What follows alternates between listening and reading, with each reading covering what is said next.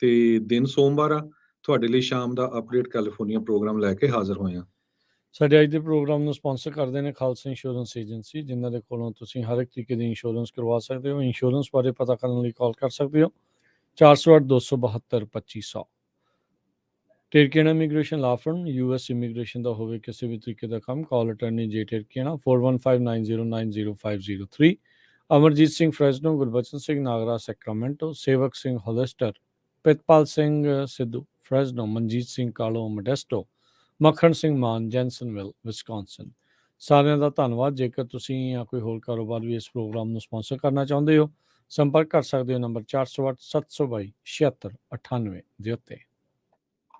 ਜੀ, ਅੱਜ ਦੀਆਂ ਖਬਰਾਂ ਵੱਲ ਚੱਲੀਏ ਤੇ ਅਮਰੀਕਾ ਕਹਿੰਦੇ ਵੀ ਜਿਹੜੀ ਨਵੀਂ ਰਿਪੋਰਟ ਆਈ ਹੈਗੀ ਆ ਵਰਲਡ ਦੇ ਹੈਪੀਐਸਟ ਮੁਲਕ ਜੋ ਆ ਉਹਨਾਂ ਦੇ ਵਿੱਚ 15ਵੇਂ ਨੰਬਰ ਤੇ ਹੁਣ ਪਹੁੰਚ ਰਿਹਾ ਹੈਗਾ ਆ।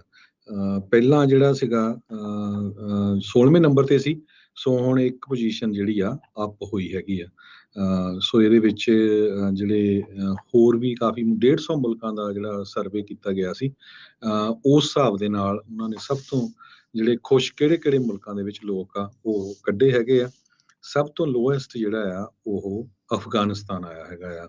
ਤੇ ਇਸੇ ਤਰ੍ਹਾਂ ਮੈਂ ਇੰਡੀਆ ਦਾ ਸਰਚ ਕਰਦਾ ਸੀ ਤੇ ਰਾਈਟ ਵੇ ਮੇਰੇ ਤੋਂ ਸਰਚ ਨਹੀਂ ਹੋਇਆ, ਪਰ ਅਮਰੀਕਾ ਜਿਹੜਾ ਆ ਉਹ 150 ਮੁਲਕਾਂ ਚੋਂ 15ਵੇਂ ਨੰਬਰ ਤੇ ਆਇਆ, ਜਿੱਥੇ ਕਹਿੰਦੇ ਵੀ ਲੋਕ ਹੈਪੀਐਸਟ ਹੈਗੇ। ਅਗਲੀ ਗੱਲ ਕਰਦੇ ਜਾਈਏ, ਪ੍ਰੈਜ਼ੀਡੈਂਟ ਜੋ ਬਾਈਡਨ ਉਹਨਾਂ ਨੇ ਅੱਜ ਆਪਣੇ ਕਾਰਜਕਾਲ ਦਾ ਪਹਿਲਾ ਬਿੱਲ ਉਸ ਨੂੰ ਵੀਟੋ ਜਿਹੜਾ ਉਹ ਕੀਤਾ। ਇਸ ਬਿੱਲ ਦੇ ਵਿੱਚ ਉਹਨਾਂ ਨੇ ਜਿਹੜਾ ਆਖਿਆ ਵੀ ਜਿਹੜੇ ਮਾਗਾ ਰਿਪਬਲਿਕਨਸ ਹੈਗੇ ਆ, ਉਹਨਾਂ ਦੇ ਦੁਆਰਾ ਜਿਹੜੀ ਕੋਸ਼ਿਸ਼ ਕੀਤੀ ਜਾ ਰਹੀ ਆ ਲੋਕਾਂ ਦੀ ਰਿਟਾਇਰਮੈਂਟ ਫੰਡਸ ਆ ਉਹਨਾਂ ਦੇ ਨਾਲ ਇੱਕ ਹਿਸਾਬ ਦੇ ਨਾਲ ਛੇੜਖਾਨੀ ਕਰਨ ਲਈ ਹਾਊਸ ਦੇ ਵਿੱਚ ਇੱਕ ਬਿੱਲ ਪਾਸ ਹੋਇਆ ਸੀ। ਉਹ ਲੇਬਰ ਡਿਪਾਰਟਮੈਂਟ ਦੇ ਜਿਹੜੇ ਰੂਲਸ ਆ ਉਸ ਦੇ ਵਿੱਚ ਥੋੜ੍ਹੇ ਚੇਂਜਸ ਕਰਨਾ ਚਾਹੁੰਦੇ ਸੀ।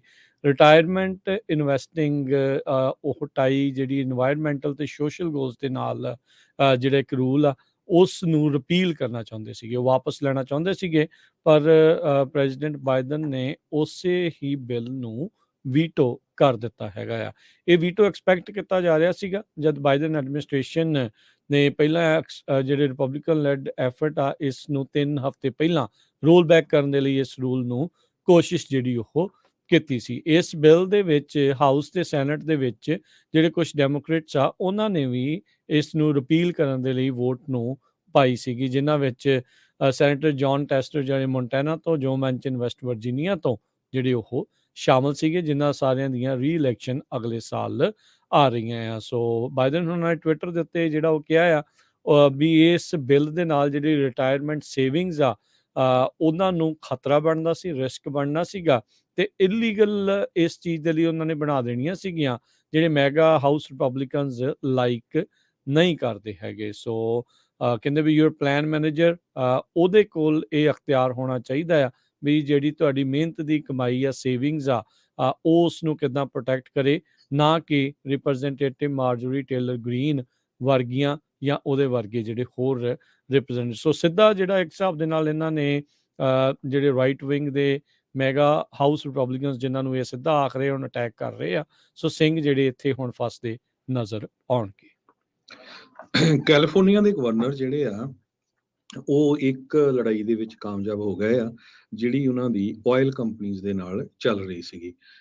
ਇੱਕ ਜਿਹੜਾ ਪ੍ਰਪੋਜ਼ਲ ਸੀ ਕੈਲੀਫੋਰਨੀਆ ਦੇ ਸਟੇਟ ਸੈਨੇਟਰ ਨੈਸੀ ਸਕਿਨਰ ਨੇ ਉਹ ਗਵਰਨਰ ਦੇ ਬਿਹਾਫ ਦੇ ਉੱਤੇ ਤਿਆਰ ਕੀਤਾ ਸੀ ਵੀ ਜਿਹੜੀਆਂ ਗੈਸ ਕੰਪਨੀਆਂ ਆ ਉਹ ਕੈਲੀਫੋਰਨੀਆ ਦੇ ਵਿੱਚ ਬਹੁਤ ਜ਼ਿਆਦਾ ਉਹਨਾਂ ਨੇ ਰੇਪ ਆਫ ਕੀਤਾ ਲੋਕਾਂ ਨੂੰ ਪਿਛਲੇ 2 ਸਾਲਾਂ ਦੇ ਦੌਰਾਨ। ਇੱਕ ਟਾਈਮ ਦੇ ਉੱਤੇ ਤਾਂ ਕੈਲੀਫੋਰਨੀਆ ਦੇ ਵਿੱਚ ਗੈਸ ਦੀ ਪ੍ਰਾਈਸ $6 ਤੇ 42 ਸੈਂਟ ਤੇ ਪਹੁੰਚ ਗਈ ਸੀ, ਜੋ ਕਿ ਪੂਰੇ ਨੈਸ਼ਨਲ ਐਵਰੇਜ ਨਾਲੋਂ $2 ਤੇ 61 ਸੈਂਟ ਉੱਪਰ ਸੀਗੀ। ਸੋ ਇਹ ਕਿੰਨਾ ਜ਼ਿਆਦਾ ਜਿਹੜਾ ਡਿਫਰੈਂਸ ਆ ਇਹ ਕਿਉਂ ਕੈਲੀਫੋਰਨੀਆ ਦੇ ਵਿੱਚ ਹੋਇਆ ਹੈਗਾ। ਗੈਸੋਲੀਨ ਦੀ ਪ੍ਰਾਈਸ ਇੰਨੀ ਜ਼ਿਆਦਾ ਉੱਪਰ ਜਾਣ ਦੇ ਨਾਲ ਜਿਹੜੀਆਂ ਕੰਪਨੀਆਂ ਆ ਗੈਸ ਦੀਆਂ ਉਹਨਾਂ ਨੇ $63 ਬਿਲੀਅਨ 90 ਦਿਨਾਂ ਦੇ ਵਿੱਚ ਕਮਾਇਆ ਸੀ ਪਿਛਲੇ ਸਾਲਾਂ ਦੇ ਦੌਰਾਨ। ਪਿਛਲੇ ਸਾਲੇ ਜਦੋਂ ਇੰਨੀ ਜ਼ਿਆਦਾ ਜਿਹੜੀ ਆ ਗੈਸ ਦੀਆਂ ਪ੍ਰਾਈਸਿਸ ਚਲੇ ਗਈਆਂ ਸੀ। ਸੋ ਇੱਥੋਂ ਤੁਸੀਂ ਅੰਦਾਜ਼ਾ ਲਾ ਸਕਦੇ ਆ ਵੀ ਇਹ ਗੈਸ ਦੀਆਂ ਕੰਪਨੀਆਂ ਕਿੰਨੇ ਪੈਸੇ ਕਮਾਉਂਦੀਆਂ ਆ ਤੇ ਜਿਹੜਾ ਆਮ ਲੋਕ ਆ ਉਹ ਕਿੱਦਾਂ ਜਿਹੜਾ ਰਗੜ ਹੁੰਦਾ ਆ। ਸੋ ਉਸ ਦੇ ਲਈ ਕਾਫੀ ਲੰਮੇ ਸਮੇਂ ਤੋਂ ਗਵਰਨਰ ਜਿਹੜੇ ਆ ਗੈਵਨ ਨਿਊਸਮ ਉਹ ਲੜ ਰਹੇ ਸੀ ਵੀ ਇੱਕ ਕੋਈ ਜਿਹੜਾ ਆ ਵਾਚਡੌਗ ਗਰੁੱਪ ਹੋਣਾ ਚਾਹੀਦਾ ਆ। ਹੁਣ ਉਹਦੇ ਲਈ ਜਿਹੜਾ ਆ ਪ੍ਰਪੋਜ਼ਲ ਜੋ ਕ੍ਰੀਏਟ ਕੀਤਾ ਗਿਆ ਸੈਨੇਟਰ ਵੱਲੋਂ, ਸੋ ਲੱਗਦਾ ਆ ਕਹਿੰਦੇ ਇਹਦੇ ਵਿੱਚ ਉਹਨਾਂ ਨੂੰ ਜਿਹੜੀ ਆ ਪੂਰਾ ਸਾਥ ਮਿਲ ਜਾਊਗਾ ਤੇ ਇਹ ਜੇ ਵਾਚਡੌਗ ਗਰੁੱਪ ਕ੍ਰੀਏਟ ਹੋ ਜਾਂਦਾ ਆ, ਸੋ ਫਿਰ ਉਹ ਆਇਲ ਕੰਪਨੀਆਂ ਦੇ ਉੱਤੇ ਜਿਹੜਾ ਆ ਪੂਰੀ ਤਰ੍ਹਾਂ ਆਪਣਾ ਵਾਚ ਕਰੂਗਾ ਤਾਂ ਕਿ ਜਿਹੜਾ ਆ ਆਉਣ ਵਾਲੇ ਸਮੇਂ ਦੇ ਵਿੱਚ ਇਦਾਂ ਉਹ ਨਾ ਕਰ ਸਕਣ। ਜੀ। ਕੈਲੀਫੋਰਨੀਆ ਦੇ ਜਿਹੜੇ ਗਵਰਨਰ ਗੈਵਿਨ ਨਿਊਸਮ ਆ, ਉਹਨਾਂ ਨੇ ਬੀਤੇ ਵੀਕਐਂਡ ਇਹ ਅਨਾਉਂਸ ਜਿਹੜਾ ਕੀਤਾ ਵੀ ਸਟੇਟ ਬਤੌਰ ਸੂਬਾ ਕੈਲੀਫੋਰਨੀਆ ਸਿਵਿਕਾ ਕਰਕੇ ਇੱਕ ਕੰਪਨੀ ਜਿਹੜੀ ਯੂਟਾ ਬੇਸਡ ਇੱਕ ਨਾਨ ਪ੍ਰੋਫਿਟ ਕੰਪਨੀ, ਉਹਨਾਂ ਦੇ ਨਾਲ ਮਿਲ ਕੇ ਸਸਤੇ ਭਾਅ ਦੇ ਉੱਤੇ ਜਿਹੜੀ ਇਨਸੂਲਿਨ ਹੈ ਡਾਇਬਟੀਜ਼ ਦੇ ਮਰੀਜ਼ਾਂ ਦੇ ਲਈ, ਉਸ ਦੀ ਮੈਨੂਫੈਕਚਰਿੰਗ ਸ਼ੁਰੂ ਕਰੇਗੀ। ਸੋ ਇਹ ਜਿਹੜਾ ਮੂਵ ਆਇਆ ਆ, ਇਹ ਜਿਹੜਾ ਇਹਨਾਂ ਨੇ ਫੈਸਲਾ ਲਿਆ ਆ, ਕਹਿੰਦੇ ਵੀ ਇੱਕ ਹਿਸਾਬ ਦੇ ਨਾਲ ਵੱਡੀਆਂ ਜਿਹੜੀਆਂ ਫਾਰਮਾਸਿਊਟੀਕਲ ਕੰਪਨੀਜ਼ ਦੇ ਨਾਲ ਸਿੱਧੀ ਕੰਪੀਟੀਸ਼ਨ ਦੇ ਤੌਰ ਦੇ ਉੱਤੇ ਦੇਖਿਆ ਜਾਊਗਾ, ਜਿਨ੍ਹਾਂ ਨੂੰ ਆਲਰੇਡੀ ਕਾਫੀ ਦਬਾਅ ਤੋਂ ਬਾਅਦ ਦੇ ਵਿੱਚ ਜਿਹੜੇ ਇਨਸੂਲਿਨ ਡਾਇਬਟੀਜ਼ ਦੇ ਮਰੀਜ਼ਾਂ ਦੇ ਲਈ ਆ, ਉਹਦੇ ਪ੍ਰਾਈਸਿਸ ਨੂੰ ਘਟਾਇਆ ਗਿਆ ਆ, ਜਾਂ ਉਹਨਾਂ ਨੇ ਪ੍ਰਾਈਸਿਸ $35 ਤੱਕ ਕੈਪ ਕਰ ਦਿੱਤੀਆਂ ਹੈਗੀਆਂ। ਸੋ ਗਵਰਨਰ ਨਿਊਸਮ ਨੇ ਕਿਹਾ ਵੀ ਲੋਕਾਂ ਨੂੰ ਕਰਜ਼ੇ ਹੇਠ ਨਹੀਂ ਆਉਣਾ ਚਾਹੀਦਾ, ਜਿਹੜੀਆਂ ਲਾਈਫ ਸੇਵਿੰਗ ਪ੍ਰਸਕ੍ਰਿਪਸ਼ਨਸ ਆ ਉਹ ਦਵਾਈਆਂ ਹਾਸਲ ਕਰਨ ਦੇ ਲਈ। ਕੈਲ ਆਰਐਕਸ ਕਰਕੇ ਜਿਹੜਾ ਪ੍ਰੋਗਰਾਮ ਆ, ਉਸ ਦੇ ਤਹਿਤ ਉਹ ਚਾਹੁੰਦੇ ਆ ਵੀ ਸਸਤੇ ਭਾਅ ਦੇ ਵਿੱਚ ਜਿਹੜੀ ਇਨਸੂਲਿਨ ਆ ਉਹ ਇੱਥੇ ਰਹਿ ਰਹੇ ਵਸਨੀਕਾਂ ਨੂੰ ਮੁਹੱਈਆ ਜਿਹੜੀ ਉਹ ਕਰਵਾਈ ਜਾਵੇ। ਇਹ ਸੋਚ ਰਹੇ ਆ ਵੀ ਜਿਹੜੀ ਸਟੇਟ ਦੇ ਦੁਆਰਾ ਬਣਾਈ ਜਾਣੀ ਮੈਡੀਸਨ ਆ ਉਹ $30 ਦੀ ਹੋਊਗੀ, ਜਿਹੜੀ 10 ਮਿਲੀਮੀਟਰ ਦੀ ਵਾਇਲ ਹੁੰਦੀ ਆ, ਤਾਂ ਮੇਬੀ ਅਗਲੇ ਸਾਲ ਤੱਕ ਜਿਹੜੀ ਉਹ ਉਪਲਬਧ ਹੋਊਗੀ। ਰਾਈਟ ਨਾਓ 10 ਮਿਲੀਮੀਟਰ ਦੀਆਂ ਜਿਹੜੀ ਵਾਇਲ ਆ ਉਹ $300 ਤੱਕ ਉਸ ਦਾ ਖਰਚਾ ਹੋ ਸਕਦਾ ਆ। ਸਿਵਿਕਾ ਕੰਪਨੀ ਦੇ ਨਾਲ, ਨਾਨ ਪ੍ਰੋਫਿਟ ਆਰਗੇਨਾਈਜੇਸ਼ਨ ਦੇ ਨਾਲ $50 ਮਿਲੀਅਨ ਦਾ ਇਨੀਸ਼ੀਅਲ ਜਿਹੜਾ ਕੰਟਰੈਕਟ ਆ ਉਹ ਕੈਲੀਫੋਰਨੀਆ ਨੇ ਕੀਤਾ ਆ। ਪਿਛਲੇ ਦਿਨਾਂ ਦੇ ਵਿੱਚ ਆਪਾਂ ਦੱਸਿਆ ਸੀ ਵੀ ਬੇ ਏਰੀਆ 에ਅਰ ਕੁਆਲਿਟੀ ਮੈਨੇਜਮੈਂਟ ਨੇ ਵੋਟ ਕਰਕੇ ਇਹ ਕਹਿ ਦਿੱਤਾ ਹੈ ਵੀ 2027 ਤੋਂ ਬਾਅਦ ਜਿਹੜੀਆਂ ਗੈਸ ਦੀਆਂ ਚੀਜ਼ਾਂ ਆ, ਚਾਹੇ ਉਹ ਵਾਟਰ ਹੀਟਰ ਆ ਜਾਂ ਤੁਹਾਡੀ ਜਿਹੜਾ ਹੀਟ ਕਰਨ ਵਾਲਾ ਜਿਹੜਾ ਇਕਵਿਪਮੈਂਟ ਆ, ਉਹ ਗੈਸ ਤੇ ਨਹੀਂ ਹੋਊਗਾ, ਉਹ ਸਾਰਾ ਕੁਝ ਇਲੈਕਟ੍ਰਿਕ ਤੇ ਹੋ ਜਾਊਗਾ, ਤਾਂ ਕਿ ਜੋ ਨਾਈਟ੍ਰੋਜਨ ਆਕਸਾਈਡ ਦੇ ਐਮਿਸ਼ਨਸ ਆ ਉਹਨਾਂ ਨੂੰ ਘਟਾਇਆ ਜਾ ਸਕੇ। ਸੋ 1.8 ਮਿਲੀਅਨ ਵਾਟਰ ਹੀਟਰ ਤੇ ਫਰਨੇਸਿਸ ਜੋ ਇਹ ਬੇ ਏਰੀਏ ਦੇ ਵਿੱਚ ਹੈਗੇ ਆ, 에ਅਰ ਕੁਆਲਿਟੀ ਨੂੰ ਇਹ ਇੱਕ ਤਰ੍ਹਾਂ ਦੇ ਨਾਲ ਇੰਪੈਕਟ ਕਰਦੇ ਆ। ਇਹਦੇ ਵਿੱਚ ਬਹੁਤ ਸਾਰੀਆਂ 9 ਕਾਉਂਟੀਆਂ ਆਉਂਦੀਆਂ ਆ ਬੇ ਏਰੀਏ ਦੇ ਜਿੰਨੀਆਂ ਵੀ ਹੈਗੀਆਂ ਆ। ਸੋ ਹੁਣ ਲੋਕ ਇਹ ਕਹਿ ਰਹੇ ਆ ਵੀ ਇਹ ਤਾਂ ਸਾਡੇ ਲਈ ਤਾਂ ਬਹੁਤ ਵੱਡਾ ਇਹ ਇੱਕ ਮਸਲਾ ਹੋਊਗਾ। ਐਵਰੇਜ ਇੱਕ ਘਰ ਨੂੰ ਵਾਟਰ ਹੀਟਰ, ਤੁਹਾਡੀ ਹੀਟ ਵਾਲੀ ਫਰਨੇਸ, ਉਹਨੂੰ ਚੇਂਜ ਕਰਨ ਦੇ ਲਈ ਘੱਟੋ ਘੱਟ $20,000 ਦੀ ਜ਼ਰੂਰਤ ਪਊਗੀ।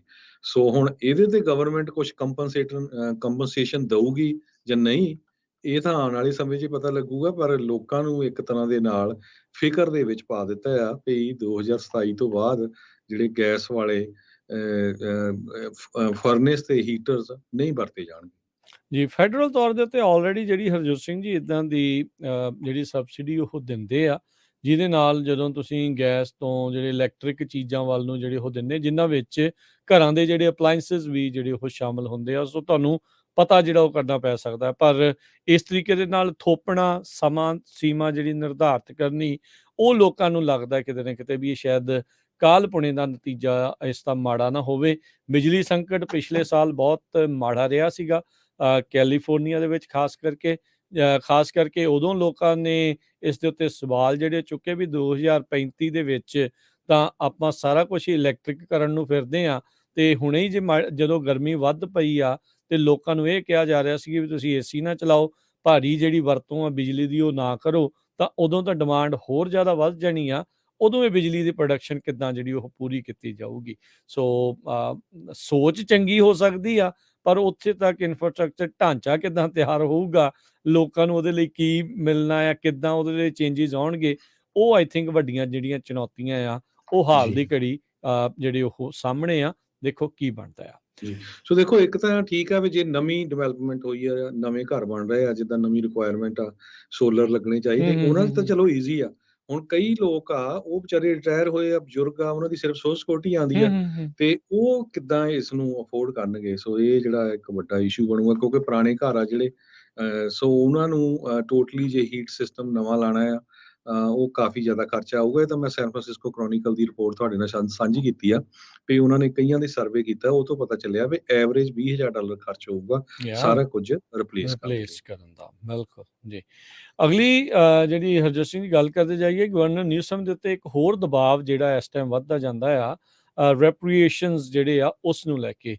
ਕੈਲੀਫੋਰਨੀਆ ਰੈਪਰੀਏਸ਼ਨਸ ਟਾਸਕ ਫੋਰਸ ਜਿਹੜੀ ਕ੍ਰੀਏਟ ਕੀਤੀ ਗਈ ਸੀ 2020 ਤੋਂ ਬਾਅਦ ਦੇ ਵਿੱਚ, ਉਹਨਾਂ ਨੇ ਮੁੱਢਲੇ ਤੌਰ ਦੇ ਉੱਤੇ ਇਹ ਪ੍ਰਪੋਜ਼ਲ ਦਿੱਤਾ ਸੀਗਾ ਵੀ ਹਰ ਇੱਕ ਬੰਦਾ $3,60,000 ਉਸ ਨੂੰ ਮਿਲਣੇ ਚਾਹੀਦੇ ਆ, ਜਿਹੜੇ ਕਾਲੇ ਮੂਲ ਦੇ ਜਿਹੜੇ ਬਲੈਕ ਕੈਲੀਫੋਰਨੀਅਨਸ ਆ ਉਸ ਦੇ ਲਈ, ਕਿਉਂਕਿ ਉਹਨਾਂ ਦੇ ਜਿਹੜੇ ਪੂਰਵਜ ਆ ਉਹਨਾਂ ਨੂੰ ਗੁਲਾਮ ਬਣਾ ਕੇ ਇਨਸਲੇਵ ਕਰਕੇ ਯੂਐਸ ਦੇ ਵਿੱਚ ਲਿਆਂਦਾ ਗਿਆ ਸੀਗਾ। ਇਸ ਕੁੱਲ ਪ੍ਰੋਗਰਾਮ ਦੀ ਲਾਗਤ $640 ਬਿਲੀਅਨ ਆਉਣੀ ਸੀਗੀ। ਜਿਹੜੇ ਸੈਨ ਫਰਾਂਸਿਸਕੋ ਦੇ ਵਿੱਚ ਇਸ ਟਾਈਮ ਇਸ ਰੈਪਰੇਸ਼ਨਸ ਨੂੰ ਲੈ ਕੇ ਕਾਫੀ ਜਿਹੜੀ ਆ ਉਹ ਚਰਚਾ ਤੇਜ਼ ਹੋ ਚੁੱਕੀ ਆ, ਜਿੱਥੇ $1 ਮਿਲੀਅਨ ਤੱਕ ਦੀ ਜਿਹੜੀ ਆ ਉਹ ਚਰਚਾ ਹੋਈ ਸੀਗੀ। ਤੇ ਹੁਣ ਕਹਿੰਦੇ ਵੀ ਗਵਰਨਰ ਨਿਊਸਮ ਦੇ ਉੱਤੇ ਇਹ ਦਬਾਅ ਜਿਹੜਾ ਉਹ ਪੈ ਰਿਹਾ ਆ, ਜਿਹਦੇ ਵਿੱਚ ਰੈਪਰੇਸ਼ਨ ਦੇ ਐਕਟਿਵਿਸਟ ਆ ਉਹ ਚਾਹੁੰਦੇ ਆ ਵੀ ਜਿਹੜੇ ਗਵਰਨਰ ਨਿਊਸਮ ਆ ਆਪਣੀ ਅਥਾਰਟੀ ਦੀ ਵਰਤੋਂ ਕਰਦੇ ਹੋਏ ਇਹ ਜਿਹੜੇ ਬਿਲੀਅਨਸ ਆਫ ਡਾਲਰ ਆ ਕਾਲੇ ਮੂਲ ਦੇ ਜਿਹੜੇ ਵਸਨੀਕ ਆ ਉਹਨਾਂ ਨੂੰ ਬਤੌਰ ਰੈਪਰੇਸ਼ਨਸ ਦੇ ਤੌਰ ਦੇ ਉੱਤੇ ਉਹ ਦੇਣ, ਤਾਂ ਜੋ ਜਿਹੜੇ ਸਲੇਵਰੀ ਆ ਉਸ ਦੇ ਲਈ ਅਮੈਂਡ ਜਿਹੜੇ ਉਹ ਕੀਤੇ ਜਾ ਸਕਣ। ਇਹ ਜਿਹੜਾ ਚੀਜ਼ ਦੇਖਣ ਵਾਲੀ ਹੋਊਗੀ। ਸੋ ਜੇ ਇਹ ਚਾਹੁੰਦੇ ਆ ਹਰਜੋਤ ਸਿੰਘ ਜੀ ਵੀ ਅਗਲੇ ਸਾਲ ਇਹਨਾਂ ਨੇ ਇਲੈਕਸ਼ਨ ਜਿਹੜੀ ਉਹ ਲੜਨੀ ਆ, ਪ੍ਰੈਜ਼ੀਡੈਂਸ਼ੀਅਲ ਕੈਂਡੀਡੇਟ ਦੇ ਦੌੜ ਦੇ ਵਿੱਚ ਆਪਣਾ ਸਿੱਕਾ ਅਜਮਾਉਣਾ ਚਾਹੁੰਦੇ ਆ, ਤਾਂ ਇਹ ਇੱਕ ਕਾਫੀ ਇਹਨਾਂ ਦੇ ਲਈ ਕਸੂਤਾ ਜਿਹੜਾ ਇਸ਼ੂ ਆ ਉਹ ਬਣ ਸਕਦਾ ਆ। ਕੈਲੀਫੋਰਨੀਆ ਦੇ ਇੱਕ ਫੈਡਰਲ ਜੱਜ ਨੇ ਕੈਲੀਫੋਰਨੀਆ ਦਾ ਜਿਹੜਾ ਇੱਕ ਨਵਾਂ ਹੈਂਡਗਨ ਲਾ ਸੀ, ਉਹਦੇ ਜਿਹੜੇ ਮੇਨ ਕੀ ਪਾਰਟ ਸੀ ਉਹਨਾਂ ਨੂੰ ਬਲੌਕ ਕਰ ਦਿੱਤਾ ਹੈਗਾ ਆ। ਹਜੇ ਤੱਕ ਜੋ ਰੌਬ ਮੋਂਟਾ ਆ, ਕੈਲੀਫੋਰਨੀਆ ਦੇ ਅਟਾਰਨੀ ਜਨਰਲ, ਉਹਨਾਂ ਦੇ ਆਫਿਸ ਵੱਲੋਂ ਤਾਂ ਕੋਈ ਸਟੇਟਮੈਂਟ ਨਹੀਂ ਆਈ, ਪਰ ਯੂਐਸ ਦੀ ਡਿਸਟ੍ਰਿਕਟ ਕੋਰਟ ਦੇ ਜੱਜ ਕੌਮਿਕ ਕਾਰਨੀ ਜੋ ਸੈਂਤਾ ਇਹਨਾਂ ਦੇ ਵਿੱਚ ਆ, ਉਹਨਾਂ ਨੇ ਕਿਹਾ ਵੀ ਇਹ ਤਾਂ ਸ਼ਰੇਆਮ ਹੀ ਧੱਕਾ ਆ, ਵੀ ਕੈਲੀਫੋਰਨੀਆ ਦਾ ਲਾ ਇਹ ਰਿਕੁਆਇਰ ਕਰ ਰਿਹਾ ਵੀ ਇਹ ਜਿਹੜੀਆਂ ਹੈਂਡਗਨਸ ਆ ਉਹਨਾਂ ਦੇ 3 ਕੰਪੋਨੈਂਟ ਹੋਣੇ ਬਹੁਤ ਜ਼ਰੂਰੀ ਆ। ਇੱਕ ਤਾਂ ਚੈਂਬਰ ਲੋਡ ਇੰਡੀਕੇਟਰ, ਜਿਹੜਾ ਸ਼ੋ ਕਰਦਾ ਵੀ ਗਨ ਲੋਡਡ ਆ, ਤੇ ਦੂਜਾ ਮੈਗਜ਼ੀਨ ਡਿਸਕਨੈਕਟ ਮੈਕੈਨਿਜ਼ਮ, ਉਹ ਸਟਾਪ ਕਰੂਗਾ ਗਨ ਨੂੰ ਫਾਇਰ ਕਰਨ ਤੋਂ if magazine is not properly inserted. ਤੇ ਤੀਜਾ ਹੈਗਾ ਮਾਈਕਰੋ ਸਟੈਂਪਿੰਗ ਕੈਪੇਬਿਲਿਟੀ, ਤਾਂ ਕਿ ਲਾ ਇਨਫੋਰਸਮੈਂਟ ਏਜੰਸੀ ਈਜ਼ੀਲੀ ਉਹ ਲਿੰਕ ਕਰ ਸਕਣ ਕਿਹੜੀਆਂ ਸ਼ੈਲ ਕੇਸਿੰਗਸ ਇਸ ਗਨ ਦੇ ਵਿੱਚੋਂ ਫਾਇਰ ਹੋਈਆਂ ਆ। ਤੇ ਜੱਜ ਸਾਹਿਬ ਇਹ ਕਹਿੰਦੇ ਆ ਵੀ ਮੈਨੂੰ ਤਾਂ ਹਜੇ ਤੱਕ ਇਹ ਪੂਰੀ ਦੁਨੀਆ 'ਚ ਨਹੀਂ ਪਤਾ ਵੀ ਇਹ ਕੋਈ ਇਦਾਂ ਦੀ ਗਨ ਅਵੇਲੇਬਲ ਹੈਗੀ ਆ ਜਿਹਦੇ ਕੋਲ ਸਾਰੀਆਂ ਇਹ ਤਿੰਨੇ ਫਿਊਚਰ ਹੈਗੇ ਆ। ਸੋ ਇਹ ਤਿੰਨੇ ਫਿਊਚਰ ਉਹਨਾਂ ਨੇ ਜਿਹੜੇ ਆ ਸਟ੍ਰਾਈਕ ਡਾਊਨ ਕਰ ਦਿੱਤੇ ਹੈਗੇ ਆ, ਤੇ ਹੁਣ ਜਿਹੜਾ ਅਟਾਰਨੀ ਜਨਰਲ ਦਾ ਆਫਿਸ ਆ ਉਹ ਦੇਖਦੇ ਆ ਵੀ ਇਸ ਨੂੰ ਅਪੀਲ ਕਰੂਗਾ ਕਿ ਨਹੀਂ। ਜੀ ਜੀ, ਕੱਲ ਨੂੰ ਜਿਹੜਾ ਹਰਜੋਤ ਸਿੰਘ ਜੀ ਨਿਊਯਾਰਕ ਦੇ ਵਿੱਚ ਕਾਫੀ ਹੱਲਾ ਗੁੱਲਾ ਜਿਹੜਾ ਹੋ ਸਕਦਾ ਆ, ਪ੍ਰੈਜ਼ੀਡੈਂਟ ਟਰੰਪ ਹੁਣਾਂ ਨੂੰ ਇੰਡਾਈਟ ਕੀਤਾ ਜਾ ਸਕਦਾ ਆ। ਸੋ ਉੱਥੋਂ ਦੇ ਜਿਹੜੇ ਡੀਏ ਹੈਗੇ ਆ ਉਸ ਦੇ ਵਿੱਚ ਆ। ਸੋ ਅੱਜ ਕਹਿੰਦੇ ਜਹਾਜ਼ ਦੇਖਿਆ ਗਿਆ ਸੀਗਾ, ਸਾਬਕਾ ਰਾਸ਼ਟਰਪਤੀ ਟਰੰਪ ਹੁਣਾਂ ਦਾ ਫਲੋਰੀਡਾ ਦੇ ਵਿੱਚ ਤਿਆਰੀ ਕਰਦਾ ਹੋਇਆ, ਇਹ ਨਹੀਂ ਪਤਾ ਵੀ ਕਿੱਧਰ ਰਸਤੇ ਵੀ ਉਹ ਉੱਥੇ ਜਿਹੜੇ ਉਹ ਜਾ ਸਕਦੇ ਆ, ਮੇ ਬੀ ਨਿਊਯਾਰਕ ਵੱਲ ਨੂੰ। ਉੱਧਰ ਜਿਹੜੇ ਕਈ ਪ੍ਰਾਊਡ ਬॉयਜ਼ ਰਾਈਟ ਵਿੰਗ ਜਿਹੜਾ ਇੱਕ ਗਰੁੱਪ ਹੈਗਾ ਆ, ਉਹਨਾਂ ਨੂੰ ਨਿਊਯਾਰਕ ਵਾਲਿਆਂ ਨੇ ਕਈਆਂ ਨੇ ਉੱਥੋਂ ਭਜਾਇਆ ਵੀ, ਕੁੱਟਮਾਰ ਵੀ ਜਿਹੜੀ ਉੱਥੇ ਉਹਨਾਂ ਦੇ ਨਾਲ ਹੋਈ ਆ। ਜਿਹੜੇ ਟਰੰਪ ਹੁਣਾਂ ਨੇ ਆਵਾਜ਼ ਦਿੱਤੀ ਸੀ ਪ੍ਰੋਟੈਸਟ ਨੂੰ ਜਿਹੜਾ ਉਹ ਲੈ ਕੇ ਉਹ ਕਰਨ ਦੇ ਲਈ, ਪਰ ਬਹੁਤੇ ਲੋਕ ਕਹਿੰਦੇ ਅਜੇ ਤੱਕ ਨਹੀਂ ਆਏ। ਹੋ ਸਕਦਾ ਵੀ ਕੱਲ ਨੂੰ ਸਿਚੁਏਸ਼ਨ ਹੈ ਉੱਥੇ ਚੇਂਜ ਹੋ ਜਾਵੇ। ਸੋ ਸਥਿਤੀ ਜਿਹੜੀ ਕੱਲ ਨੂੰ ਕਾਫੀ ਜਿਹੜੀ ਆ ਅਚਨਚੇਤੇ ਜਿਹੜੀ ਉਹ ਤਬਦੀਲ ਹੋ ਸਕਦੀ ਆ।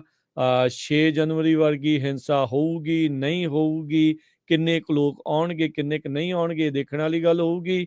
FBI, ਸੀਕ੍ਰੇਟ ਸਰਵਿਸ, DC ਦੀ ਨਿਊਯਾਰਕ ਦੀ ਜਿਹੜੀ ਪੁਲਿਸ ਡਿਪਾਰਟਮੈਂਟ, ਹੋਰ ਬਹੁਤ ਸਾਰੀਆਂ ਜਿਹੜੀਆਂ ਲਾ ਇਨਫੋਰਸਮੈਂਟ ਏਜੰਸੀਜ਼ ਆਪਸ ਦੇ ਵਿੱਚ ਬੈਠਕਾਂ ਇਸੇ ਮੁਤਲਕ ਕਰ ਰਹੀਆਂ ਆ ਵੀ ਜੇ ਟਰੰਪ ਹੁਣਾਂ ਨੂੰ ਇੰਡਾਈਟ ਕੀਤਾ ਜਾਂਦਾ ਆ ਤਾਂ ਉਸ ਤੋਂ ਬਾਅਦ ਦੇ ਵਿੱਚ ਹਾਲਾਤਾਂ ਦੇ ਉੱਤੇ ਕਾਬੂ ਕਿੱਦਾਂ ਪਾਉਣਾ ਆ।